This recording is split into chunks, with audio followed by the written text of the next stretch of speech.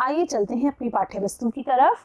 आज हम आपकी पाठ्य पुस्तक बसंत भाग 1 का पहला पाठ वह चिड़िया जो पढ़ेंगे, जो कि एक कविता है जिसे कवि केदारनाथ अग्रवाल जी के द्वारा लिखा गया है।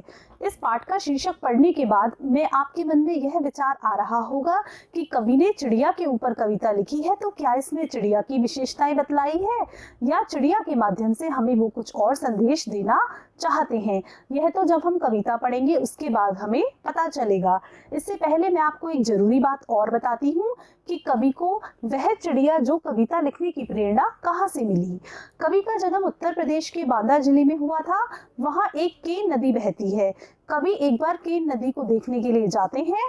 उन्हें वहां पर वह चिड़िया जो वाली एक चिड़िया नजर आती है।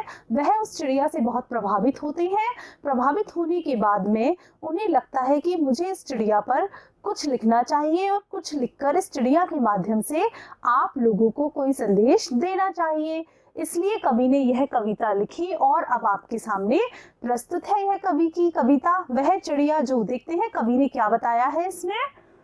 वह चिड़िया जो चोंच मारकर दूध भरे जुंडी के दाने रुचि से रस से खा लेती है, वह छोटी संतोषी चिड़िया नीले पंखों वाली मैं हूँ, मुझे अन्न से बहुत प्यार है।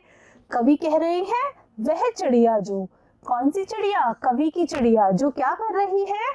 चोंच मारकर दूध भरे जुंडी के दाने। जुंडी क्या होती है? जौ और बाजरे की बालियां, और जिसमें कैसे दाने हैं? दूध से भरे। दूध से भरे दाने कब होते हैं जौ और बाजरे में? जब फसल पकने वाली होती है उससे पहले का समय होता है, जब जौ और बाजरे की बालियों में दूध भरे दाने होते हैं। उन्हें चिड़िया चोंच मारकर रुचि से यानी बहुत ही खुशी से, रस से यानी बहुत ही प्रसन्न भाव से खा लेती है। वह छोटी संतोषी चिड़िया, वह चिड़िया कैसी है? छोटी है। और कवि ने चिड़िया की एक विशेषता और बतलाई है कि वह चिड़िया कैसी है? संतोषी। संतोषी क्यों है? क्योंकि वह जंगल में रहती है और जंगल में उसे आप लोगों की तरह पकवान तो मिलते नहीं है, उसे वहां जो भी मिलता है उसे वह खा लेती है और खाकर बड़े प्रसन्न भाव से रहती है, और जो मिलता है उसे बहुत ही रुचि से और प्रसन्नता से खा लेती है। नीले पंखों वाली मैं हूँ, और मेरे पंख कैसे हैं? नीले पंख। नीले पंखों वाली मैं हूँ, मुझे अन्न से बहुत प्यार है।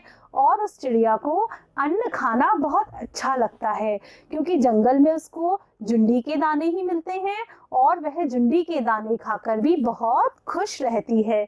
इस पैराग्राफ में हम कवि की चिड़िया की विशेषता देखें तो क्या पाएंगे? कवि ने हमें चिड़िया की एक विशेषता संतोषी चिड़िया बताई है।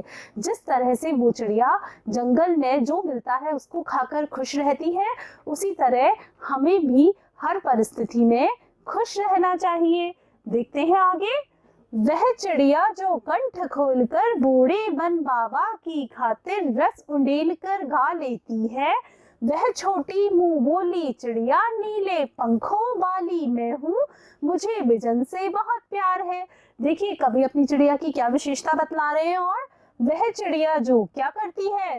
कंठ खोलकर, कंठ खोलना यानी अपना गला खोलकर, बूढ़े बन बाबा की खातिर। आप देखिए यहाँ पर बन है, उसको कवि ने कैसा बताया है? बूढ़ा भी बोला है, बाबा भी बोला है। उनकी खातिर वह चिड़िया क्या करती है? रस उंडेलकर यानी मधुर भाव से गा लेती है। देखिए एक बात, बूढ़े बन बाबा, कवि ने यहाँ बन को बूढ़ा और बाबा क्यों कहा है? क्योंकि चिड़िया यह सोचती है, वह तो अभी अभी इस दुनिया में आई है, लेकिन बन तो सदियों से ही विद्यमान रहे हैं, तो उसे ऐसा लगता है जो बन है उसके लिए वो बाबा के समान है और बहुत ही बूढ़े हो चुके हैं। उनके लिए वह क्या करती है? कंठ खोलकर, कंठ खोलकर यानी पूरा गला खोलकर बिना किसी संकोच के बहुत ही प्रसन्न भाव से रस उंडेलकर यानी बहुत ही मधुर आवाज में गा लेती है।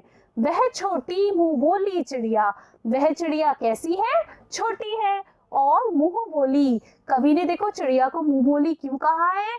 क्योंकि यहाँ बन को बाबा बताया है। बाबा के लिए तो सारे बच्चे मुंह बोले होते हैं, सारे बच्चे लाडले होते हैं, इसलिए चिड़िया बाबा से लाड लड़ाती है, उनके लिए वह मुंह बोली है। वह मुंह बोली चिड़िया नीले पंखों वाली मैं हूँ। और उस चिड़िया के पंख कैसे हैं? नीले हैं। मुझे विजन से बहुत प्यार है। उस चिड़िया को विजन से बहुत प्यार है। विजन यानी होता है निर्जन या एकांत जगह जहाँ मनुष्य ना आते हों। उस चिड़िया को वहां रहना भी बहुत अच्छा लगता है, यानी वो अकेले भी रह सकती है और वह इतनी संवेदनशील है कि अपने बूढ़े बन बाबा की खातिर अकेले जंगल में रहकर मधुर आवाज में गा लेती है। वह चिड़िया जो चोंच मारकर चढ़ी नदी का दिल टटोलकर जल का मोती ले जाती है, वह छोटी गर्वीली चिड़िया नीले पंखों वाली मैं हूँ, मुझे नदी से बहुत प्यार है। देखिए कवि अपनी चिड़िया की क्या विशेषता बतला रहा है। वह चिड़िया जो क्या करती है? चोंच मारकर चढ़ी नदी यानी उफनती हुई नदी का दिल टटोलकर यानी उसके बीचों बीच जाकर जल का मोती यानी पानी की बूंद ले जाती है। चिड़िया जंगल में रहती है और उसे प्यास लगती है। वहाँ हम लोग परिंदे तो लगाने जाते नहीं है, तो चिड़िया को प्यास लगती है तो वह क्या करती है? वह अपनी जान जोखिम में डालकर जो बहती हुई उफनती हुई नदी है जो कि बहुत तेज बह रही है, उसका दिल टटोलकर यानी उसके बीचों बीच जाकर और अपनी चोंच से जल का मोती यानी पानी की बूंद ले जाती है। वह चिड़िया कैसी है? छोटी सी और गर्वीली चिड़िया। गर्वीली यानी गर्व करने लायक क्यों है? क्योंकि जब उसे प्यास लगती है तो वह अपनी जान जोखिम में डालकर भी अपना काम स्वयं करना पसंद करती है। नीले पंखों वाली मैं हूँ। और वह चिड़िया कैसी है? नीले पंखों वाली। मुझे नदी से बहुत प्यार है। उस चिड़िया को नदी से बहुत प्यार है, यानी बहती हुई नदी में जाकर पानी पीना उसे बहुत अच्छा लगता है। कवि केदारनाथ अग्रवाल जी की चिड़िया को आप अच्छे से पहचान चुके हैं कि कवि केदारनाथ अग्रवाल जी की जो चिड़िया है वो नीले पंखों वाली है, छोटी है। साथ ही उन्होंने चिड़िया की कुछ विशेषताएं भी हमें विशेष रूप से बतलाई है, जैसे कि वह संतोषी है, संवेदनशील है और अपनी जान जोखिम में डालकर भी अपना पूरा कार्य करने वाली है। तो इस कविता के माध्यम से कवि केदारनाथ अग्रवाल जी ने हमें कुछ संदेश भी दिया है। देखते हैं क्या है। कविता में कवि ने चिड़िया के माध्यम से मनुष्य के महत्वपूर्ण गुणों को उजागर किया है। यानी कवि केदारनाथ अग्रवाल जी को ऐसा लगता है कि जो गुण चिड़िया में है वह सभी मनुष्य में भी विद्यमान है और उन गुणों के लिए क्या कहा है उन्होंने? चिड़िया की तरह मनुष्य को भी हर परिस्थिति में खुश रहना चाहिए। यानी वह चिड़िया जब जंगल में रहती है, अकेले रहती है, तब भी बहुत खुश रहती है और उसको खाने के लिए जो भी मिल जाता है उसमें खाकर संतोष कर लेती है। ऐसे ही हमें हर परिस्थिति में खुश रहना चाहिए तथा कठिन परिस्थितियों का भी डटकर मुकाबला करना चाहिए। चिड़िया को जब प्यास लगती है तो वह अपनी जान जोखिम में डालकर उफनती हुई नदी का जल पीने के लिए जाती है। उसके लिए यह बहुत कठिन परिस्थिति है। ऐसे ही मनुष्य को कठिन परिस्थितियों का ध्यान रखकर भी कभी हारना नहीं चाहिए, उनका डटकर मुकाबला करना चाहिए। तो बच्चों, आप लोगों को यह पाठ बहुत अच्छे तरीके से समझ में आया होगा और आपने कवि की नीली चिड़िया से बहुत कुछ सीखा होगा। अब हम इस पाठ के कुछ प्रश्नोत्तर जो कि इस पाठ पर आधारित है वह हल करेंगे।